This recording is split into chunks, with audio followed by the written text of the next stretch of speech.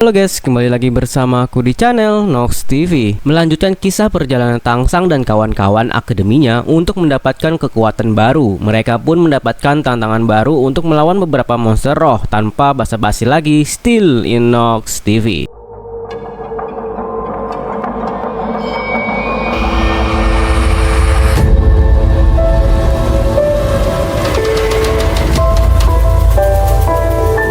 Di tengah perjalanannya diperlihatkan mereka bertemu dengan monster roh ular terbang yang berumur sekitar 1500 tahun. Menurut kepala akademi, monster roh itu sangat cocok jadi cincin roh ketiga Oshike. Mereka bekerja sama untuk menangkap dan setelah membunuhnya, Oshike mengambil cincin roh dan berhasil membuka skill ketiganya. Setelah skill ketiganya ini didapatkan, dia memberikan tambahan kekuatan baru berupa kemampuan untuk bertahan selama 15 menit kepada orang yang memakan buah kiwi dari roh pelindung milik Oshike. Kemudian mereka akhirnya memutuskan untuk kembali ke penginapan, namun tiba-tiba muncul keratitan yang datang menyerang mereka. Diceritakan kalau keratitan adalah salah satu makhluk terkuat di dunia Duluo. Bahkan dua orang master roh dengan 8 cincin belum tentu bisa menghadapinya. Mereka semua akhirnya tidak sadarkan diri setelah dihajar oleh keratitan tersebut. Sementara itu, di sisi lain, Master Xiao yang sedang mencari Su Yuntao melihat sedang berbicara dengan sesosok makhluk misterius dan diperlihatkan makhluk itu seperti sedang membius Su Yuntao. Lalu, Master Xiao memerintahkan roh pelindungnya untuk mengikutinya, sampai akhirnya Master Xiao yang melihatnya berhenti di sebuah danau dan berbicara dengan sosok Kaido yang sedang dalam wujud naga. Dari percakapannya, si makhluk misterius ini sedang mengajak naga itu untuk bekerja sama melawan manusia.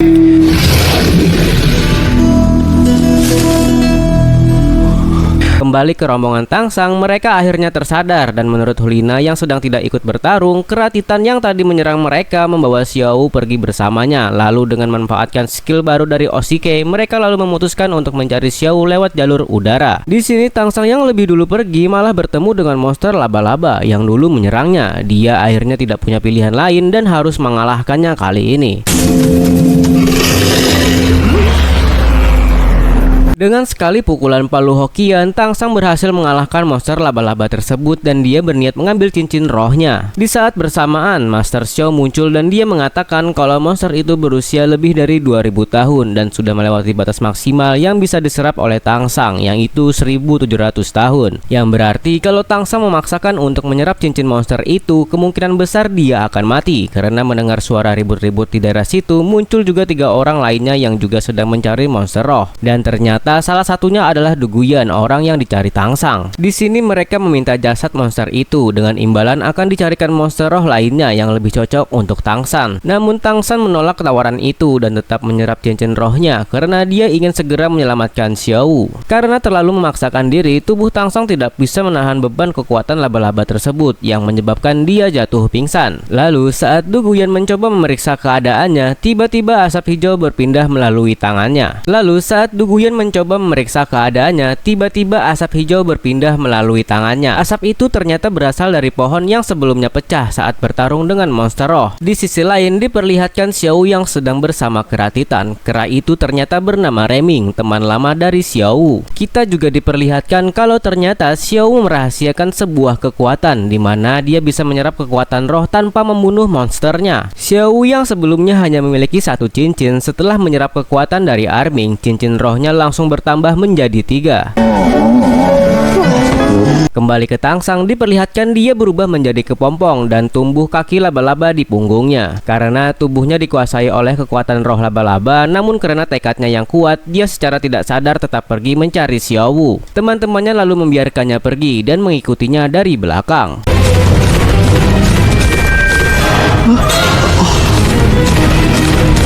Setelah menemukan Xiao yang sedang bersama Keratitan, kepala akademi dan Master Xiao berniat menghentikan Langsang dengan cara mencabut roh laba-laba yang ada di tubuh Tangshan. Namun setelah Xiao mengetahui jika tulang roh dicabut dari seseorang, maka orang itu tidak akan bisa naik level lagi. Dia lalu menyuruh Arming untuk membuat pingsan kepala akademi dan Master Xiao. Setelah mereka berdua pingsan, Xiao lalu menyerap sebagian kekuatan roh milik Tangshan, dan karena kekuatan roh laba-laba masih menguasai tubuh Tangshan, dia secara tidak sadar menyerang Xiao dengan kaki laba-labanya. Namun akhirnya Xiao berhasil menyelamatkan Tangshan walaupun dia harus terluka dan menerima serangan Tangshan.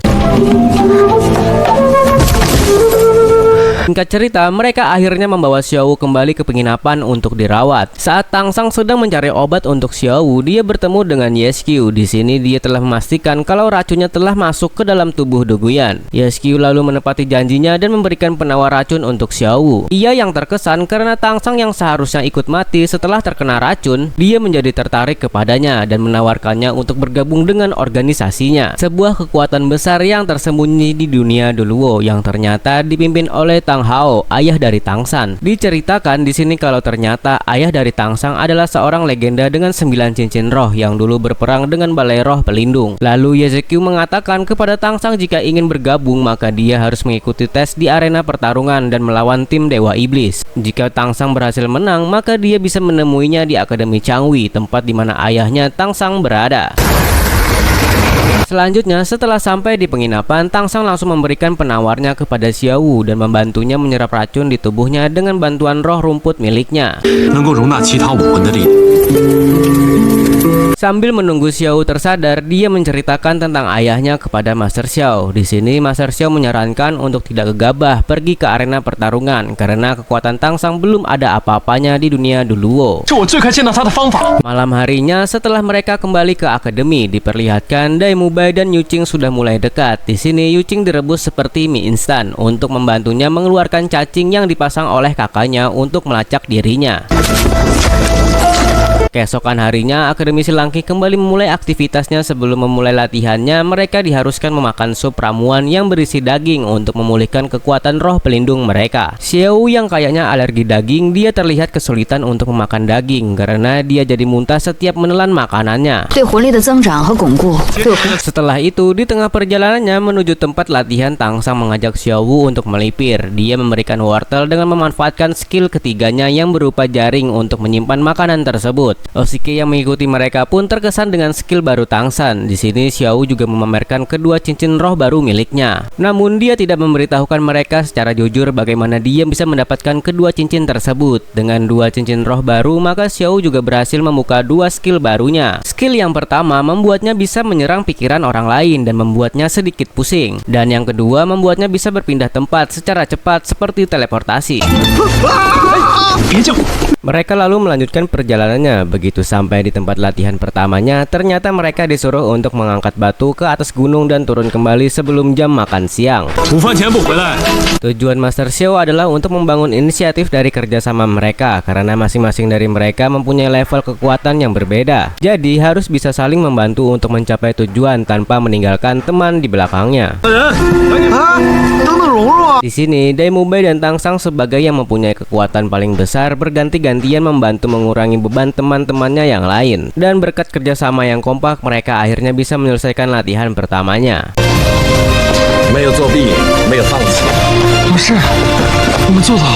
Malam harinya di akademik, diperlihatkan Hulina menemui Dai Mubai, dan karena Dai Mubai tidak tertarik dengan Hulina, maka di sini dia menghipnotis Dai Mubai karena ternyata dia memiliki roh pelindung tipe mental. Saat baru saja ingin melancarkan aksinya, tiba-tiba kakak dari Dai Mubai muncul dan menyerang Hulina. Ternyata dia diutus untuk membawa Dai Mubai pulang setelah selama ini dia lari dari rumahnya. Di saat yang bersamaan, Tangshan muncul dan menyelamatkan Hulina dari serangannya. Karena level kekuatan mereka yang berbeda jauh, Tangshan berinisiatif membuat tanda bahaya dengan memanfaatkan kekuatan listrik milik Dai Mubai yang dilemparkannya ke langit. Kepala akademi yang melihat tanda itu langsung pergi menuju tempat mereka. Akhirnya dia berhasil menghentikannya karena datang tepat waktu. Dan setelah bernegosiasi, akhirnya kakaknya memberikan mereka satu kesempatan dengan bertarung di arena pertarungan. 7 murid Akademi Silangke melawan dirinya sendiri. Jika berhasil menang, maka Demube boleh tetap tinggal. Namun jika mereka kalah, dia harus ikut pulang dan Akademi Silangke harus dibubarkan. Tanpa pikir panjang, kepala Akademi langsung menerima tantangan itu. Mereka semua diberikan waktu 5 hari untuk berlatih dan mempersiapkan semuanya. Keesokan harinya, mereka mendapatkan arahan untuk latihan secara berkelompok. Yuqing dan Xiao berlatih dengan kepala akademi. Tangsang, Demube, dan Ma Hongjun berlatih di gunung bertiga. Sementara Oshike dan Rongrong ditugaskan untuk mempelajari alat-alat yang bisa membantu mereka di dalam pertarungan. Tujuan mereka dikelompokkan adalah untuk menemukan kelemahan masing-masing dan juga menyusun strategi serangan. Oshike dan Rongrong adalah master roh tipe support, namun mereka harus bisa bertarung walaupun tidak dengan roh pelindungnya. Yuqing dan Xiao yang bertipe fighter mengandalkan kecepatan. Mereka harus mengetahui kelemahan satu sama lain sehingga bisa saling mendukung. Begitu juga dengan Tangsang, Demube, dan Ma Hongjun. Tangsang yang memiliki kekuatan tipe pengontrol, Ma Hongjun yang unggul di serangan area, sementara Demube dengan serangan yang tinggi. Mereka harus menemukan combo yang pas agar kekuatan rohnya tidak mubazir dan dapat memaksimalkan efektivitas skill mereka untuk mengalahkan musuh.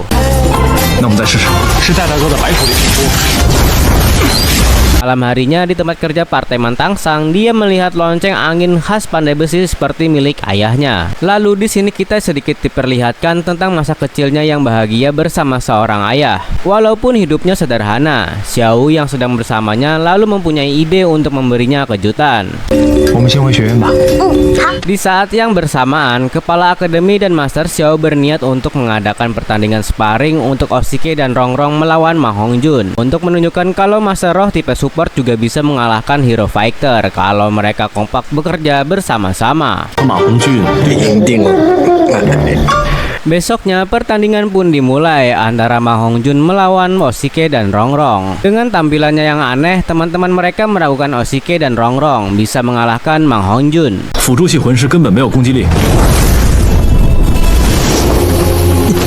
Namun tanpa diduga, ternyata Ma Hongjun dapat dengan mudah dikalahkan oleh mereka. Sementara itu, di sisi lain diperlihatkan Hulina yang sedang ditemui oleh orang dari Balai Roh Pelindung. Orang itu ternyata adalah utusan dari leluhur pertama guru dari Hulina. Diceritakan di sini kalau ternyata Su Yuntao tewas terbunuh di hutan pertarungan bintang dan belum diketahui siapa pembunuhnya, sehingga dia dikirim untuk menggantikan menjaga Hulina. Hulina lalu memanfaatkan orang tersebut untuk menghabisi kakak dari Demube. Walaupun awalnya menolak untuk membunuh, Hulina berkata kalau kakak dari Demube berencana untuk membunuhnya. Orang itu pun lalu setuju untuk menerima perintahnya. Lalu Shin memperlihatkan orang itu sedang mencegat kakak dari Demube. Singkat cerita, akhirnya tiba juga waktu yang telah disepakati untuk pertarungan antara 7 murid Silangke melawan kakak dari Demube. Di sini Mimin menyimpulkan bahwa kakak dari Demube tidak datang ke pertandingan karena sudah dihabisi oleh asasin suruhan Hulina dari Balai Roh Pelindung. Namun ternyata Mimin salah. Kakaknya Demube datang ke pertandingan walaupun agak telat karena sebelumnya dia harus berurusan dengan asasin tadi.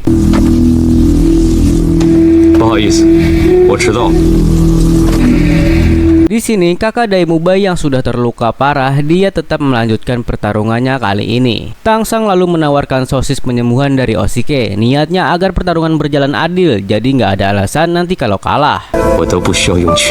Pertandingan pun dimulai. Demube sebagai ketua tim meminta Oshike dan Rongrong untuk tidak ikut naik ke arena. Dia beranggapan kalau hero support tidak bisa bertarung dan hanya bisa menjadi beban di dalam pertandingan. Mereka berlima terus-menerus menyerangnya walaupun menang jumlah dan dengan kekuatan yang lumayan besar, namun mereka sama sekali tidak bisa melukainya karena sifat Demube yang hanya terobsesi pada kekuatan besarnya tanpa bisa memimpin kerjasama tim yang baik. Mereka akhirnya blunder dan membuat Demube menerima serangan yang cukup parah.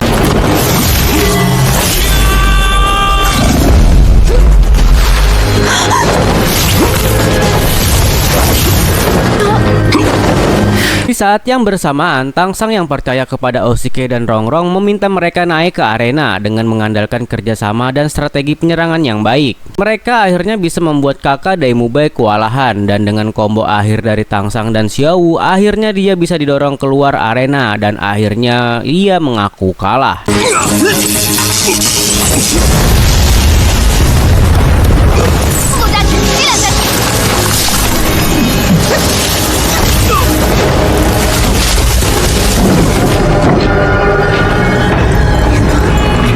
赛规则你输了。 Setelah pertandingan, Daimube menyadari keteledorannya yang hampir membuat Akademi Selangke gulung tikar. Setelah menerima wejangan tentang kerjasama tim dari Master Xiao, dia akhirnya menyerahkan tugas sebagai kapten pertandingan kepada Tang San. 是我让唐三他们演练战术的。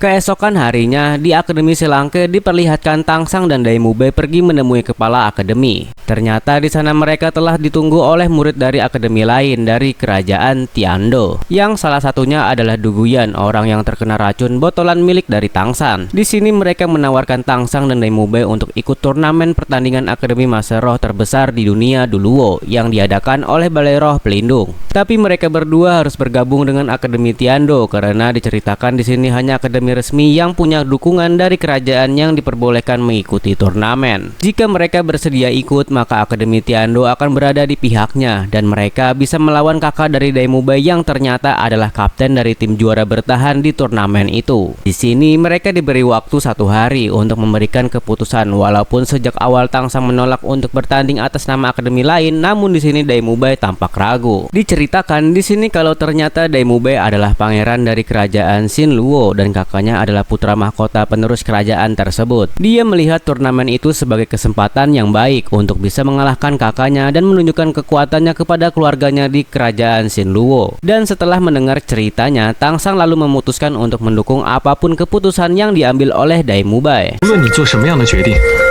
Lalu keesokan harinya, Tang San dan Daimube menemui utusan dari Akademi Tiando. Daimube mengatakan kalau keputusannya sama seperti Tang San. Dia menilai kalau tawaran itu hanya memanfaatkan dirinya dalam perebutan kekuasaan kerajaan Shinluo. Satu utusan akademi dan menjelaskan maksud sebenarnya dari kerajaan Tiando yang ingin membantu Daimube. Tiba-tiba Duguyan pingsan. Di sini Tang San teringat racun botol yang dulu diberikan kepadanya. Mereka lalu memutuskan untuk membawanya kembali ke desa untuk beristirahat. Di desa dia sempat diberikan makanan dari roh pelindung Oshike, namun efeknya tidak bertahan lama. Rekannya lalu memutuskan untuk membawanya kembali untuk diobati oleh seniornya. Dia juga menyuruh Tang San dan Daimube untuk menyusulnya ke ibu kota Tiando untuk bertemu pangeran kerajaan di sana.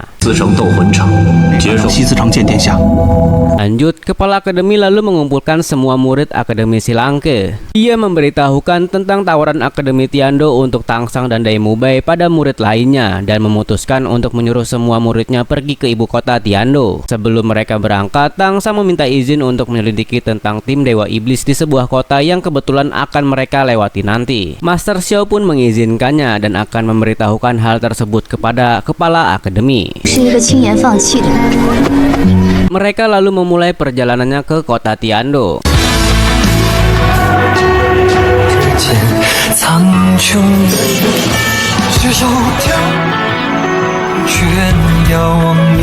Di tengah perjalanannya saat melewati kota Tin Dewa Iblis, mereka melihat sekelompok Master Roh yang meninggal diikat di tengah gurun pasir. Mereka memutuskan untuk menguburkan para Master Roh itu sebelum melanjutkan perjalanannya.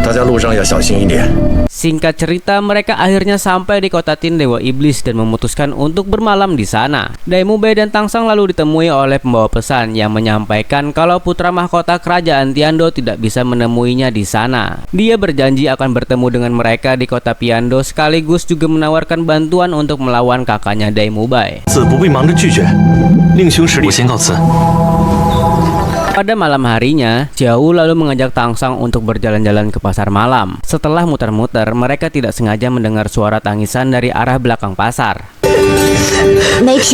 Setelah diselidiki, ternyata tangisan itu berasal dari seorang wanita. Menurut warga sekitar, wanita itu menjadi gila setelah suaminya tewas di arena pertarungan melawan tim Dewa Iblis. Bapak itu berkata, selama ini tidak pernah ada yang selamat melawan tim Dewa Iblis. Jika lawannya tidak mati di arena, maka mereka akan mengikatnya di gurun pasir sampai mati. Dia juga berkata kalau anggota mereka rata-rata memiliki 4 cincin roh. Di tengah percakapannya, tiba-tiba muncul satu anggota tim Dewa Iblis yang berjalan ke arah mereka. Dan ternyata orang itu adalah Wang Sheng, teman Tang San yang membunuh anak wali kota di akademi dulu. Di sini dia mengaku telah membunuh anak Pak Wali Kota. Dia juga meminta maaf karena tidak tahu kalau akhirnya Tangsang lah yang harus menanggung dosanya, yang secara tidak langsung juga membuat Tangsang terpisah dengan ayahnya dan masuk ke Akademi Silangke. Dia bercerita kalau setelah kejadian di akademi, dia terus berkelana sampai akhirnya dia tiba di kota ini dan ikut pertarungan roh secara ilegal. Lalu akhirnya pada satu titik dia hampir mati terbunuh, namun ternyata roh pelindungnya bermutasi dari roh pelindung harimau biasa menjadi roh pelindung harimau darah. Sejak saat itulah dia direkrut dan bergabung dengan tim Dewa Iblis. Singkat cerita, keesokan harinya rombongan Silangke memutuskan untuk melanjutkan perjalanannya ke ibu kota Tiando. Namun di sini Tangsang meminta izin untuk tetap tinggal di kota tim Dewa Iblis. Kepala akademi yang telah mengetahui tujuan Tangsang mengizinkannya tetap tinggal dengan didampingi oleh Xiao dan Master Xiao. 好了好了，别哭哭啼啼的。像我。 Setelah sedih-sedihan berpisah, Daimube dan yang lainnya lalu melanjutkan perjalanannya. Namun belum sampai jauh berjalan, tiba-tiba muncul badai pasir yang disebabkan oleh monster roh pasir di sana yang berwujud kambing.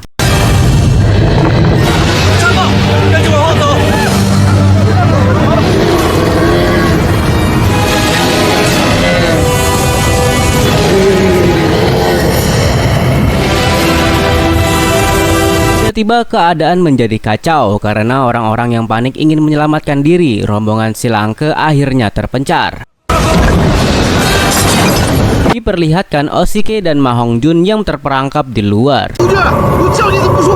Sementara Daimube dan Rongrong berhasil masuk ke sebuah rumah. Daimube lalu kembali keluar untuk menyelamatkan Yuqing. Di saat yang bersamaan, Ma Hongjun lepas kendali dan mengamuk menyerang monster roh tersebut.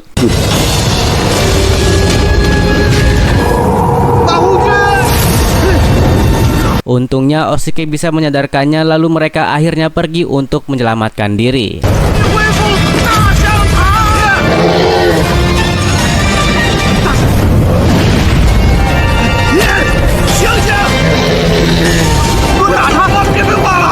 Di sisi lain, Rongrong membantu Daimube yang nekat keluar untuk menyelamatkan Yuqing. Berkat bantuan dari roh pelindungnya, mereka akhirnya bisa menyelamatkan diri. Sementara itu, diperlihatkan Tangsang dan Xiao yang selamat memutuskan kembali ke penginapan. Namun Tangsang melihat Hulina yang terkatung-katung terkena tornado. Dia lalu berusaha menyelamatkannya dengan memanfaatkan tali akar roh pelindung rumputnya.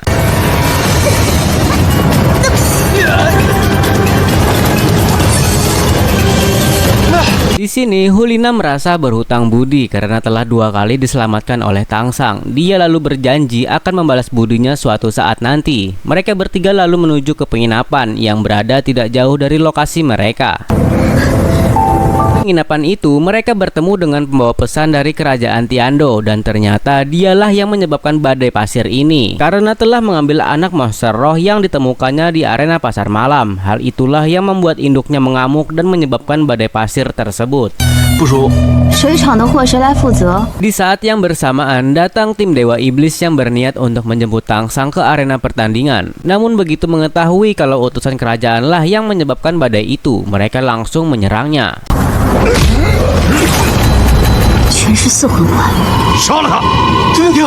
Mang Li, ketua dari tim Dewa Iblis, memerintahkan si pembawa pesan untuk mengembalikan monster roh pasir yang diambilnya kepada induknya di luar. Jika tidak, mereka akan menghabisinya di sana. Tangsang yang tidak tega melihatnya memohon karena ketakutan akhirnya mengajukan diri untuk mengembalikan monster roh tersebut pada induknya.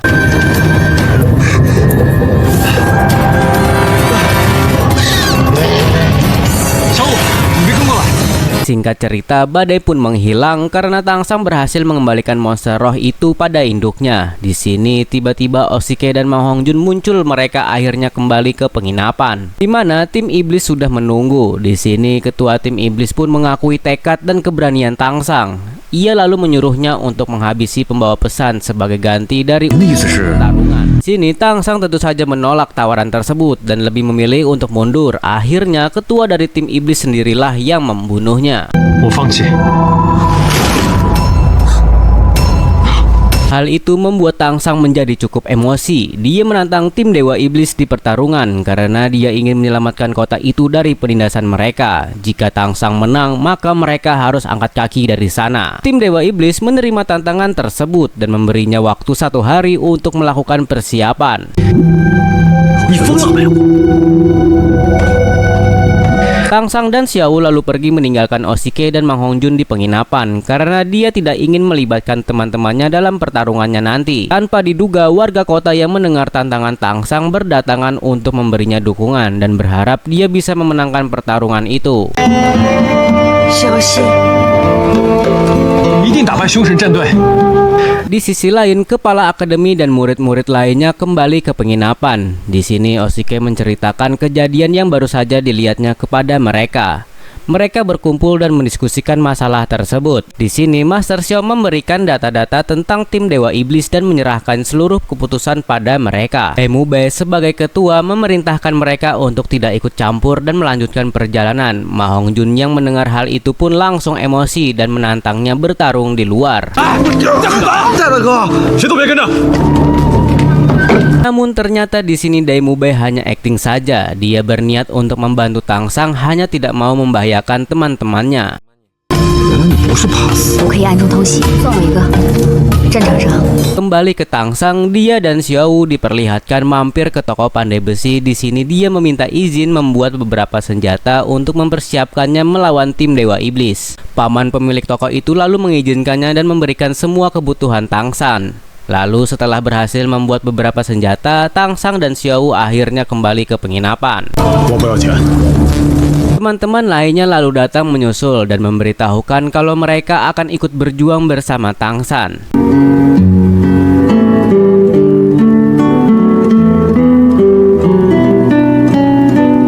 Keesokan paginya, kepala akademi itu melepas keberangkatan dan memberikan dukungan penuh. Dia berkata tidak akan ikut campur apapun yang terjadi nanti. Pertarungan ini adalah ujian dan mereka harus mengandalkan kekuatannya sendiri.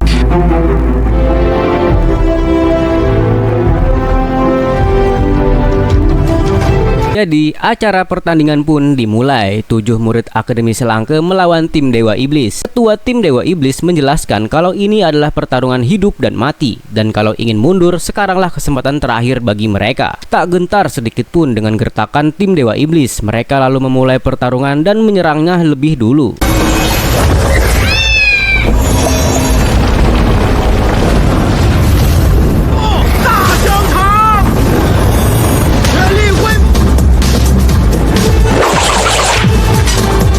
Mereka memanfaatkan bom asap seperti saat melawan kakaknya Daimube. Namun tampaknya strategi itu tidak mempan melawan tim Dewa Iblis.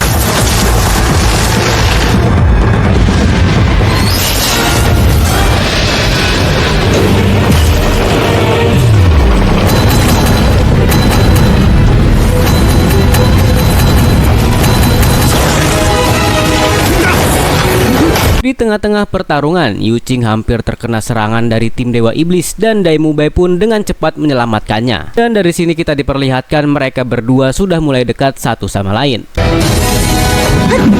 Selanjutnya, tim Selangke mencoba combo Tangsang dan Xiao dan ditambah dengan bantuan alat dari Oshike.